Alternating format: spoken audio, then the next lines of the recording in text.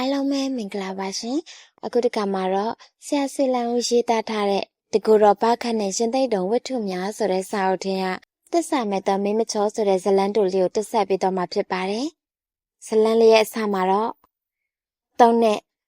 တိတိကြာမြင့်ခဲ့တဲ့တိုင်သူ့ရဲ့ဆန်းဆောင်ချက်ကအကောင့်ထဲမပေါ်ခဲ့သို့တော့သူဟာအနှဲငယ်လောက်မြစိတ်ပြတ်ခြင်းအားရခြင်းမရှိသေးပြီ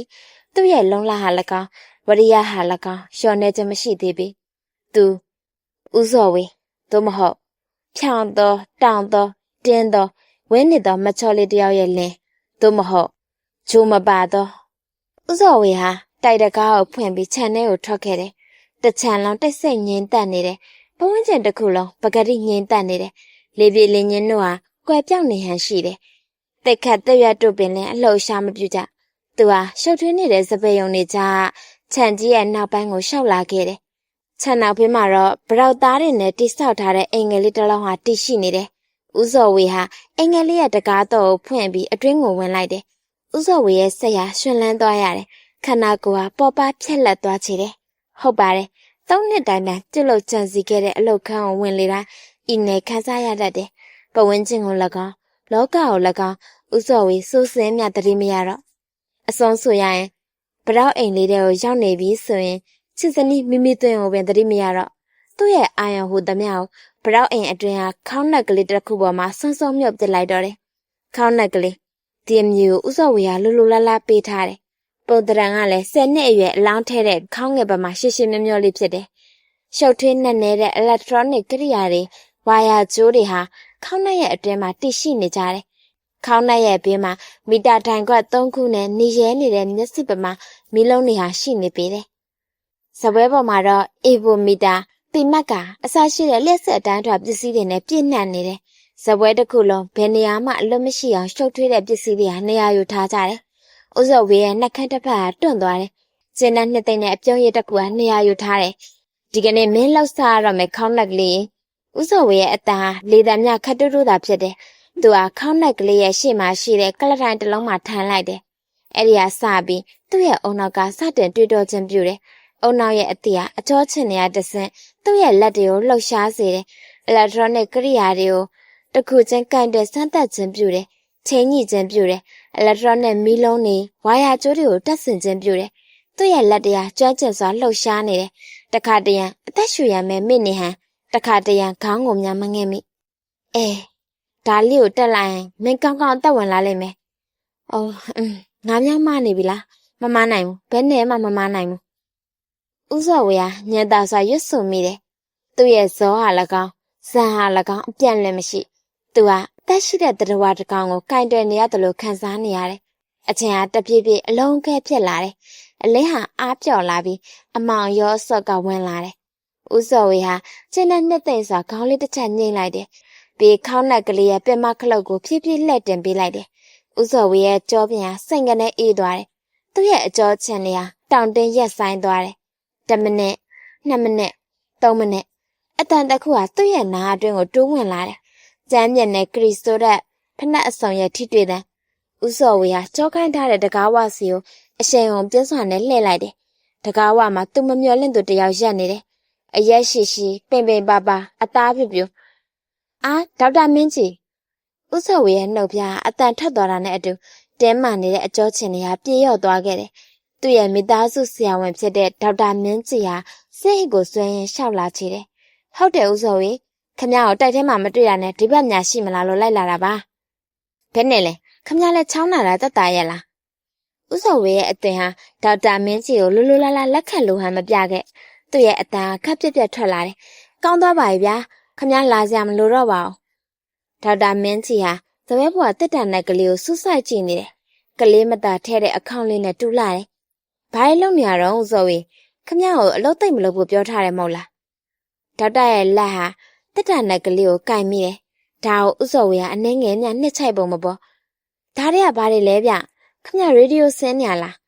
ဆိုပါတော့ကြောက်စိတ်ဝင်စားကြလေးတခုစမ်းတက်နေတာပါအတော်စိတ်ဝင်စားဖို့တော့အကောင်းသားဒါမဲ့ခမရတဲ့အညောင်းထိုင်မမိစေနဲ့ဦးစောဝေအစားအသောက်လဲကျူးဆန်အောင်ဒါနဲ့ခမရဇနီးကိုမမြင်တာကြပြီတောင်းကြီးသွားနေတယ်သူမိဘတွေစီကိုတလ9 သန်းသွားလည်နေတာပေါ့ အေးလေကြောက်ကလည်းသူ့ကိုကောင်းကောင်းကြည့်ဆိုင်နေတာမဟုတ်တော့ဒီမှာဘေးပြောမလဲဗျဥစောဝေရဲ့မျက်နှာမှာနာကြီးဆွေးမြေ့မှုတွေဟာအထက်သားပေါ်လွင်လာတယ်ဒေါက်တာမင်းကြီးဟာအပေါက်ဝအောင်မျက်နှာမူလိုက်တယ်ကဲကျွန်တော်ပြန်မယ်ဥစောဝေလဲချောင်းတိတ်နာလာရင်ကျွန်တော်ကိုဖုန်းဆက်ခေါ်ပါကျွန်တော်လည်းဒီဘက်ကိုလူနာတယောက်လာတွင်ခီးချုံလို့ဝင်လာတာပါကျေးဇူးတင်ပါတယ်ဒေါက်တာမင်းကြီးဒေါက်တာမင်းကြီးရဲ့နောက်ကနေဥစောဝေကကပ်ပြီးလိုက်ခဲ့တယ်သို့တော့တကားဝအောင်အရောက်မှာဒေါက်တာမင်းကြီးရဲ့ခြေလမ်းတွေကတောင်ငနေရက်သွားတယ်အံ့ဩတူဝေတဲ့အမူအရာဟာဒေါက်တာမင်းကြီးရဲ့မျက်နှာမှာအထင်သားပေါ်လွင်လာတယ်သူ့ရဲ့နားနှစ်ဖက်ဆွန့်ထားတယ်ပြီးဥစောဝေရဲ့မျက်နှာကိုစူးစိုက်ကြည့်လိုက်တယ်ဥစောဝေရဲ့မျက်နှာကြီးဟာဆက်ခနဲတွန့်သွားတယ်ခမကရှက်လိုက်သလားဥစောဝေကျုံနာထဲမှာငိုတန်လို့ရှိုက်တန်လို့ကြားလိုက်တယ်ကြားလိုက်တယ်ဟုတ်လားဒေါက်တာအသေးချပါပဲဗျာတယောက်ယောက်မချိမဆက်ငိုရှိုက်လိုက်တဲ့အတန်ပဲသူတို့နှစ်ဦးရဲ့မျက်စိအစုံဟာစပယ်ပေါ်မှာလဲလောင်းနေတဲ့လူသေးခေါင်းနှက်ကလေးစီကိုကြားရောက်သွားတယ်ဥစောဝေဟာပါဇက်ကမပီပတအတန်တစ်ချက်ထွက်ပေါ်လာပြီးဇွဲပေါ်မှာတင်ထားတဲ့လူသေးခေါင်းငယ်ကလေးစီကိုတဟုန်တို့ရောက်ရှိသွားတော့တယ်သူဟာခေါင်းနှက်ကလေးကိုမယုံကြည်နိုင်တယ်လို့စူးစိုက်ကြည့်နေတယ်နောက်တော့သူ့ရဲ့အပြုံးဟာတိတိတတ်တာတောက်ပလာတော့တယ်ဟုတ်တယ်ဒေါက်တာမင်းကြီးခမားကြားလိုက်တယ်လို့ကြုံလဲကြားပါတယ်ဒါအင်မတန်တင်းငယ်တဲ့ပိုးဟတ်တကောင်ရဲ့ငိုရှိုက်တမ်းပဲဖြစ်လိမ့်မယ်ဗျာဒေါက်တာမင်းကြီးရဲ့မျက်စိအစုံဟာပြုတ်ကျဲဝိုင်းဆက်သွားရတယ်ပိုးဟတ်ဟုတ်လားပိုးဟတ်ကငိုသလားဥစောဝေပိုးဟတ်ထန်ငယ်တဲ့တရားတကောင်လည်းဖြစ်နိုင်တယ်ဦးမင်းကြီးဥပမာချင်းတကောင်ရဲ့ငိုရှိုက်တမ်းလို့လည်းဆိုနိုင်တယ်ပေါ့ဒေါက်တာမင်းကြီးဟာဥစောဝေရဲ့မျက်နှာကိုတလက်ရှင်မျောမျောခေါင်းနှက်ကလေးကိုတလက်ကြည့်ရင်မေးလိုက်တယ်ခမနေကောင်းပါတယ်နော်တိတ်ကောင်းတာပေါ့ဗျာဘာလဲခမကြုတ်ပြောတာတွေကိုမယုံဘူးမလားဒီအခန်းထဲမှာပိုးဟတ်တို့ချင်းတို့ရှိနေနေတာပဲမဟုတ်လားဒေါက်တာထိုစံမှာပဲခေါင်းနှက်ရဲ့အတွင်ပိုင်းစီကနေလူတယောက်ရဲ့ပြင်းပြင်းထန်ထန်အန်ကျိတ်လိုက်တဲ့အတွက်သွားချင်းပုတ်တိုက်ရာထွက်လာတဲ့အတန်မျိုးမြည်ရီးလာတယ်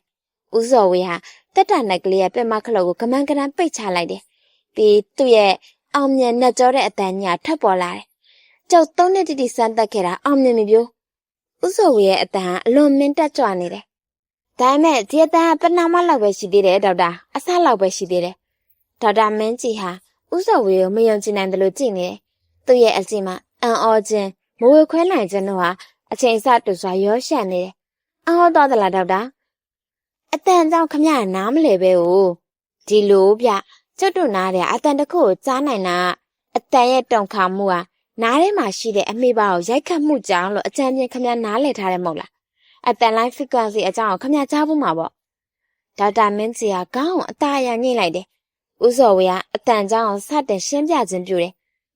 သူကအရင်က BAC လေကြောင်းကော်ပိုရေးရှင်းမှာရေဒီယိုရရှိဖြစ်လောက်ကင်ဘူးတယ်ဒီတော့အတန်လွင့်အတန်ဖန်းလုပ်တွေကိုကျွမ်းကျင်တာအစမ်းမဟုတ်တော့ဒီလိုဗျာဘယ်အတန်မဆိုတုံခါမှုကြောင့်ကြားရလားဆိုပါတော့ကျတို့လူတွေရဲ့နာ20ကီလိုစိုက်ကယ် frequency ပဝန်းကျင်တုံခါမှုမျိုးသာအတန်ပြစ်ကြားနိုင်တယ်ဒေါက်တာတစ်စက္ကန့်မှာထောင်ပေါင်း15ကနေထောင်ပေါင်း30အတွင်းအတန်ရဲ့လှုပ်ရှားမှုအကျဉ်းနှုန်းဆိုပါတော့ဒေါက်တာမင်းကြီးငြိမ်နေတယ်ဒါမဲ့ဒီထက်တုံနှုံများလို့ဖြစ်စီရောကျသွားလို့ဖြစ်စီကျတို့နားတွေကမကြားနိုင်တော့ဘူးဗ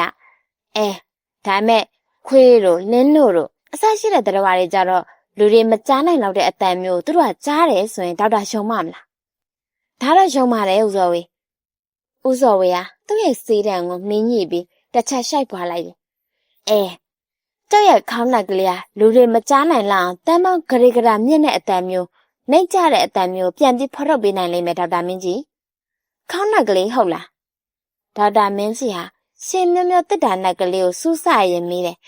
အင်းဘောဒီအတန်ဖန်းဆက်ကိုကျုပ်ပေးထားတဲ့နာမည်လေဟဲအထဲမှာခမည်းနားမလဲတဲ့ electronic ကိရိယာပေါင်းတန်းနဲ့ချီပြီးတိစောက်ထားတာ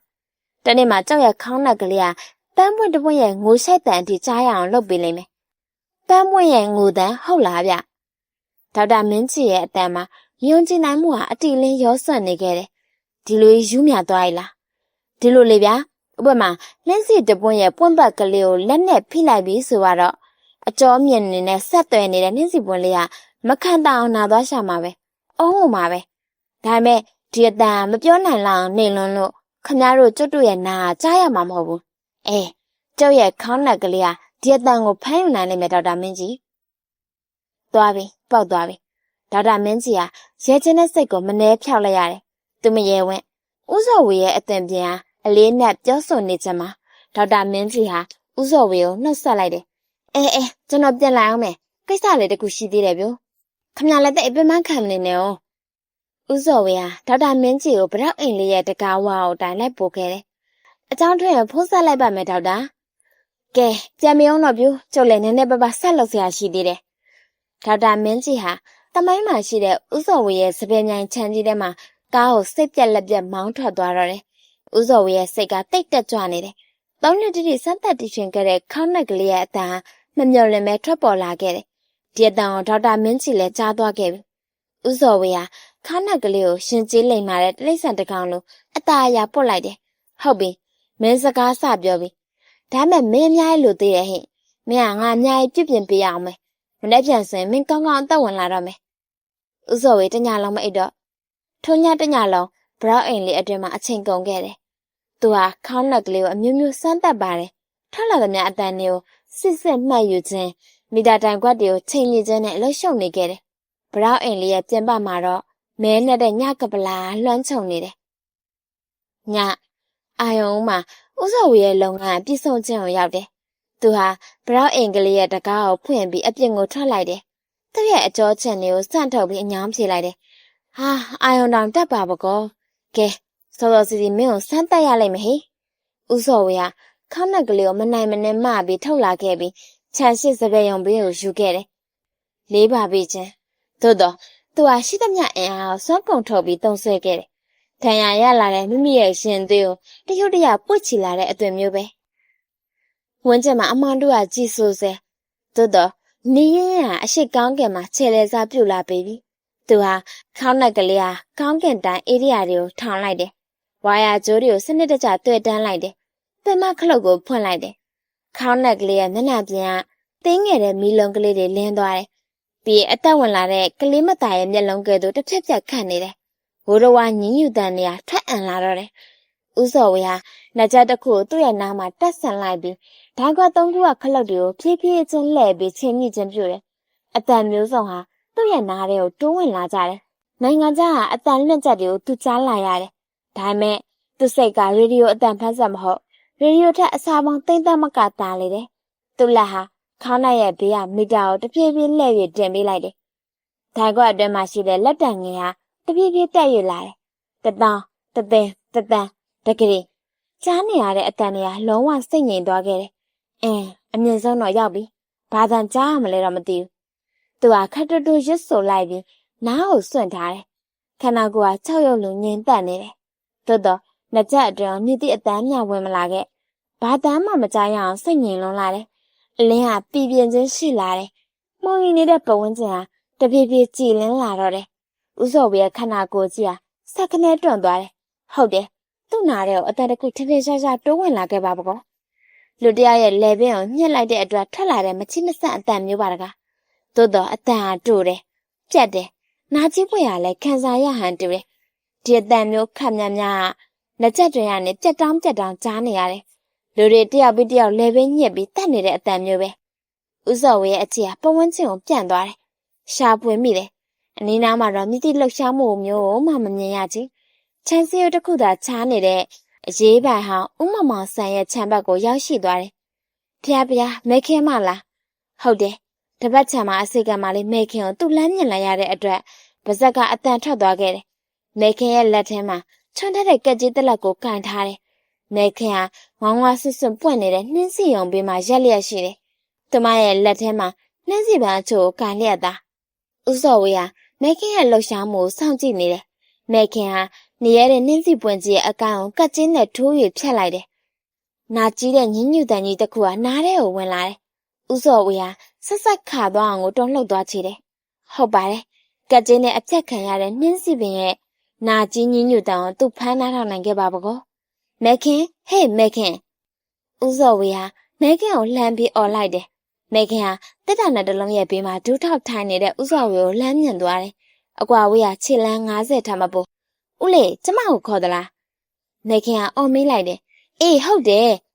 နောက်တစ်ပွင့်ထပ်ဖြတ်စမ်းဟဲ့။သူပြောင်းကိုပြောလိုက်တယ်။ရှင်။အော်နင်းသိပဲတစ်ပွင့်ထပ်ပြီးဖြတ်စမ်းမအောင်လို့ပြောတာပါ။မဲခင်ဟာမကြော်စဘူး။သူမကိုအရေးတယူလှမ်းပြီးစကားပြောနေတဲ့ဦးစောဝေကိုမယုံနိုင်တယ်လို့ကြည့်ရင်အော်ပြောတယ်။ဦးလေးပန်းလွတ်ချင်လို့လား။ချက်မှသာမြင်ဖြတ်စမ်းဟာ။ ဦးစောဝေရဲ့အတန်ဟာစိတ်မရှိသလိုခက်မမာထွက်သွားတယ်။မေခင်ဟာနှင်းစီရောင်ကအပွင့်အကြီးဆုံးတစ်ပွင့်ကိုကက်ကျင်းနဲ့ထိုးပြီးဖြတ်လိုက်တယ်။ဒါကိုဦးစောဝေကအသေးချာစောင့်ကြည့်နေခဲ့တယ်။သို့တော့အကန်းကတုတ်တဲ့အတွက်တိကနေပြတ်မသွားခဲ့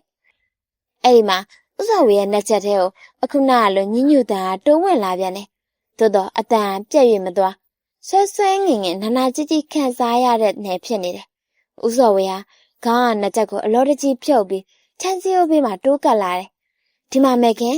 မင်းခက်ဆော့ဆော့ကနှက်စီပန်းတွေကိုကတ်ချင်းနဲ့ဖြတ်တယ်မဟုတ်လား။ဟုတ်ကဲ့ဦးလေးရော့လေဦးလေးလို့ချင်း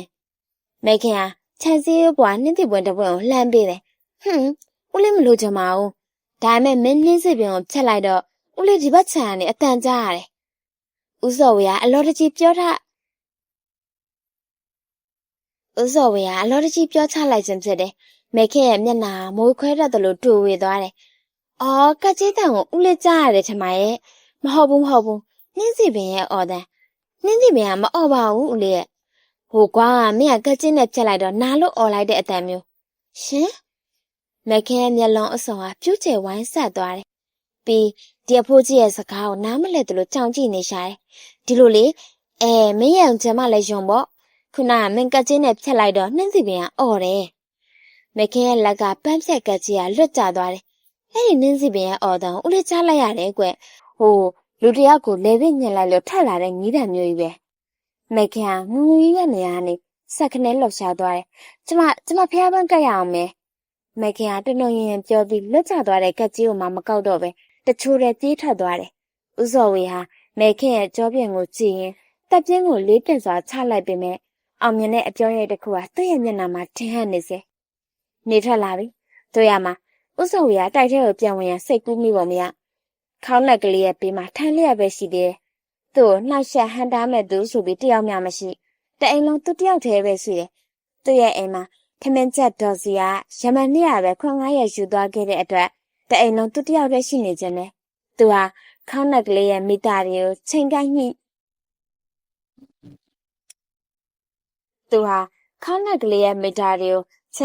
နှိုင်းခြင်းပြုတယ်။သူ့ရဲ့လက်တစ်ဖက်ဟာ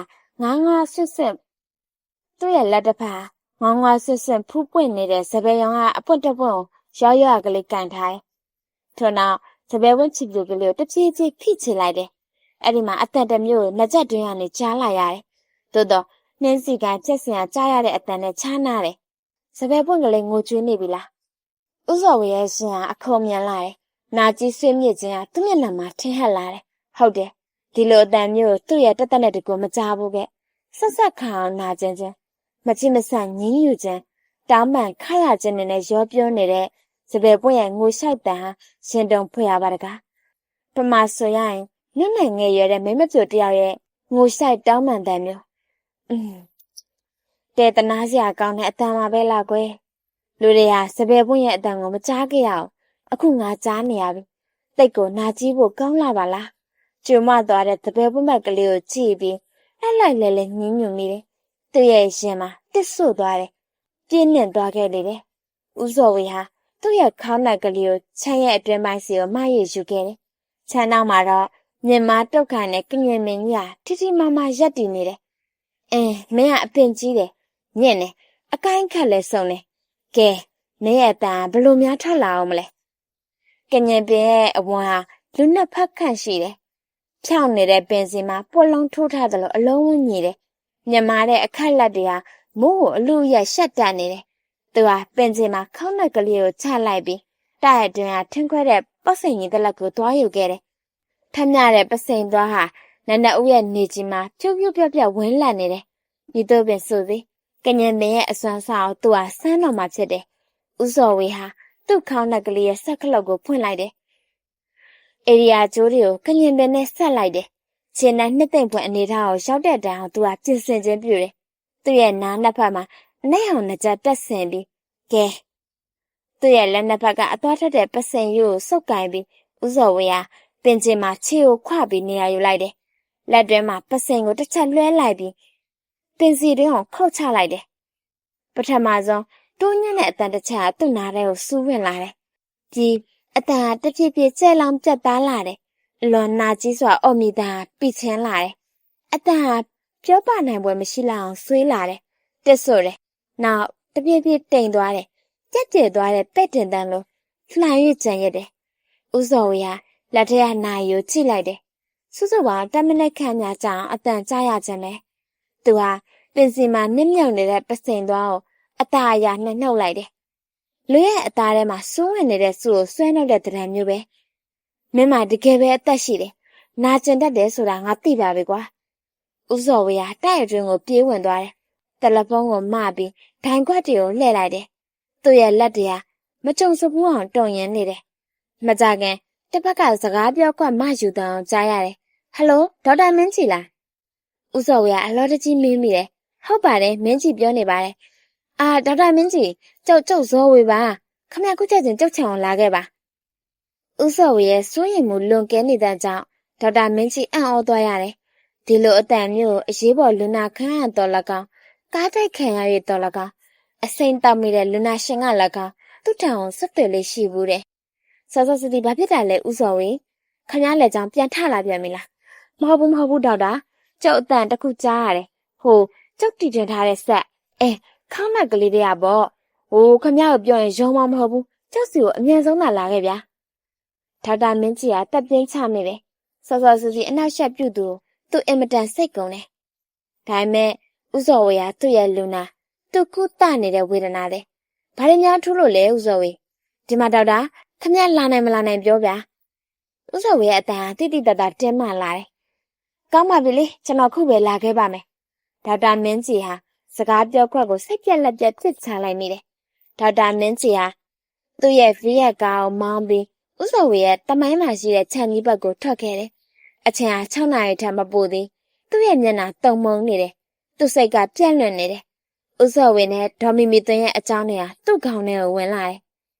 တကယ်ဆိုတော့ဒီလင်မယားကိုသူသိခဲ့ရတာလွန်ခဲ့တဲ့တစ်နှစ်ခန့်ကပဲဖြစ်တယ်ဒေါ်မီမီသွင်းနေမကောင်းစဉ်အားစပြီးဦးစော်ဝေရဲ့တမိုင်းမှာရှိတဲ့တပည့်များခြံကြီးကိုရောက်ခဲ့ခြင်းပဲကြာတော့ဦးစော်ဝေတို့ရဲ့လက်ဆွဲဆရာဝန်ဖြစ်လာခဲ့တယ်ကွာချလွန်းတဲ့သူတို့နှစ်ဦးရဲ့အသက်အရွယ်ကိုလည်းအံ့ဩမိချေတယ်ဒေါ်မီမီသွင်းရဲ့အသက်ကဘယ်နည်းနဲ့မျှ30မကျော်သေးအသွင်ပြင်ကြည့်မယ်ဆိုရင်လည်းနောက်ထပ်10နှစ်ခန့်ထပ်ပြီးနှုတ်ရပေးလိမ့်မယ်ဒေါ်တက်ရဲ့ခေါ်ရစီအောင်မီမီသွင်းရဲ့ခန္ဓာကိုယ်အချို့ဆက်ကနှုတ်ပြဆဲဖွင့်ထွားဆဲသူ့ထားတဲ့သူအချို့ဆက်ကြတဲ့အတိုင်းထွားတွေကိုမီမီသွင်းကပိုင်ဆိုင်တယ်ဒီမီမီသွင်းကိုဦးစော်ဝေကပိုင်ဆိုင်ပြန်လေတယ်ဦးစော်ဝေရဲ့အသက်အရွယ်50ကျော်ကျော်ဦးစော်ဝေနဲ့တွင်ဘသူမှလင်မယားမတွင်သူတို့အတွေ့အဘက်မနီဇယိုက်မနီဒါတော့ဒေါက်တာမင်းကြီးသိထားတယ်ကာလကြာလာတဲ့အခါမီမီသွင်းရဲ့အနေထိုင်အဆက်တွေကိုပါတူတီကြားလာရတယ်အညီနှံရလာတယ်သူမရဲ့တဲ့ရင်ကမှုေးကြိုင်ခြင်းတော့မရှိအညီနှံဖြစ်တာမို့လဲအပြန့်လွင်မြန်မောင်ရတယ်အကြောင်းကမီမီသွင်းနဲ့တင်လာမြင်တို့တိတ်တိတ်စိတ်တွဲနေကြတယ်သူ့ရဲ့အလောက်ကရုပ်ရှင်ဆိုင်ဘက်ပြီးရုပ်ချောပြီးအပြောကောင်းတယ်ခတ်တာမိမသားတွေကရုပ်ချောပြီးအပြောကောင်းသူတွေကိုပြစ်ကြတတ်တာပဲဦးစော်ဝေဟာမမီတင်ရဲ့အနေထိုင်ကိုတစွန်းတသားမျှသိပုံမပေါ်မမီတင်လင်းငင်းနေတယ်ညောင်းမထားတယ်ဖောက်ပြားတယ်သစ္စာမဲ့တယ်ဦးစော်ဝေရဲ့ဇယိုက်ကလည်းသူစိတ်ဝင်စားတဲ့အရာကိုရှောက်လွတ်နေရရင်ကျင်းတတ်တဲ့လူစားမျိုးဖြစ်တယ်အချိန်ဟာ6နာရီထက်မပိုသေးကြည့်အခုလည်းအဓိပ္ပာယ်မရှိတဲ့လုပ်ငန်းတစ်ခုရမယ်ရှာပြီးသူ့ကိုခေါ်ချေပြီဒေါက်တာမင်းကြီးဟာလူနေဟင်ချင်းနဲ့ဝေးပြီးတိတန့်ကျလာတဲ့ဦးစော်ဝေရဲ့ခြံဘက်ကိုကားကိုချိုးကရဝင်လိုက်တယ်ဦးစော်ဝေဟာဒေါက်တာမင်းကြီးကိုသူ့ရဲ့ခြံဝါကိုထွက်ပြီးကြိုလင့်နေတယ်သူ့အတွက်ကကစားစရာအသစ်ဆန်းတစ်ခုကောက်ရထားတဲ့ကလေးငယ်ပါမှာဒေါက်တာမင်းကြီးဆေးကိုဆွဲပြီးကားပေါ်ကဆင်းလာတယ်လာပြိုးခမရကိုထူးထူးဆန်းဆန်းတစ်ခုပြရအောင်မယ်ဒီကဘာမှာဘသူမှမမြင်ဘူးမကြားဘူးတာမျိုးပေါ့သူဟာဦးစော်ဝေရဲ့နောက်ကနေတိတ်တိတ်ဆိတ်ဆိတ်ပဲလိုက်သွားတယ်ခြံနောက်ဘေးမှာရှိတဲ့ကညင်မင်းကြီးနောက်မှာဦးစော်ဝေရဲ့ခေါင်းနှက်ကလေးရှိနေတယ်ကျုပ်စောစောအတန်တွေကိုဖမ်းမိခဲ့တယ်ဒေါက်တာဘာလဲပိုးဟငိုတဲ့အတန်လားဟာဘယ်ဟုတ်မလဲဗျပိုးဟကလှုပ်ရှားသွားလာနိုင်သေးတာပဲပိုးဟတဲ့အစာပေါင်းများစွာထူးဆန်းတဲ့အတန်မျိုးပြူဦးစော်ဝေဟာဒေါက်တာမင်းကြီးကိုသူခတ်စောစောကဖမ်းယူနားထောင်ခဲ့တဲ့နှင်းစီပွင့်ရဲ့အော်တန်နေစပယ်ပွင့်ရဲ့ငိုညည်းတန်တွေကိုအချင်းချုံပြီးပြောပြလိုက်တယ်ခတ်တာလူတွေကကျုပ်ပြောတာကိုယုံကြမှာမဟုတ်ဘူးခုနဥပချံမဲခင်လည်းဒီလိုပဲကျုပ်ကနှင်းစီပင်ရဲ့အော်တန်ကိုကြားတယ်လို့လည်းပြောရောတခါတည်းထွက်ပြေးတော့တာပဲဗျခမရကတော့ educated ဆရာဝန်တယောက်ပဲကျုပ်လက်တွေ့ပြရင်ယုံမလားဒေါက်တာမင်းကြီးဟာမတိမတာပြုံးမိရင်ခေါင်းငိမ်ပြလိုက်ရတယ်သို့တော့သူ သူ့ရဲ့မျက်လုံးတွေဟာယုံကြည်မှုမရှိကြောင်းသက်သေခံနေတယ်။ကဲလီ